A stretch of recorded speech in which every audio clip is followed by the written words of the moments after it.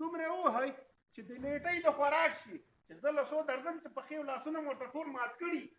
او که نه د دوی د لاسه خو زه 2 سپېږمو ته راغلی یم وایم وایي نو نه یم همالته که نه همالته نه یم چې اوس خیر خیر چې څه خبره ده ولې وروره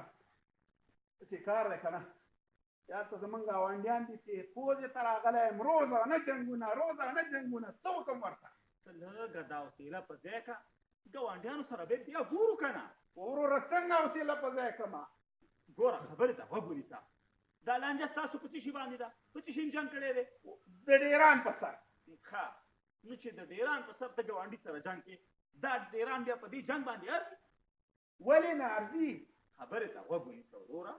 ګوره ګاونډي په تا باندې حقونه لري ته باید د هغې حقونو درناوی وکړي ګاونډي په ما باندې حقونه زما حقونه پرې نشته ستا هم پې شته دی خو چې ته د هغه په ځای کې هغه به ستا په ځای کې ګوره ورته نو څه وکړم ته ووایه خبرې ته غوږ ونیسه له دې نه مخکې څو وارې ورسره جنګ کړی دی یاره د ورځې 3 ځل راځي آفرین د ورځې 3 ځلې تاسو دواړه جنګونه کوئ ته ملامته یې که هغه بس دېږې نه معلومېږي نو ما ته خو هغه ملامته ښکاري آفرین ګوره تا ته هغه ملامته ښکاري هغه ته ته ملامته ښکاري داسې وکړه چې دا یو ځل نن نه دی دا نن هېڅ هم مه وایه که ستا ګاونډي ملامته وي ته ځان غلی ونیسه هغه د ګاونډیتوب هغه حق به ادا کړي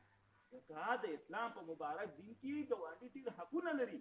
ته باید د هغه سره ښه رویه وکړي چې ته ښه رویه وکړي هغه به خپله ښه مجبوره شي او دغه بد بیا تا سره نه کوي چې روزانه جنګونه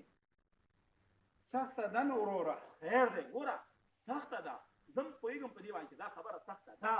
خو که ته لږه حوصله په ځای کې نو خدای تعالی مهربانه دی د هغه به هم سر ته ماغزه راشي دا چې ته هم توده خوري هغه هم توده خوري ته هم د ژبې نه مرچک دوړې هغه هم دوړې نو ته ووایه چې په دې وخت کې به نو ستاسو ګاونډیتوب څنګه شي سمه ده کوشش به وکړم ستا په شیطان لعنت ووایه تېر شه ځه ننه ځه ځه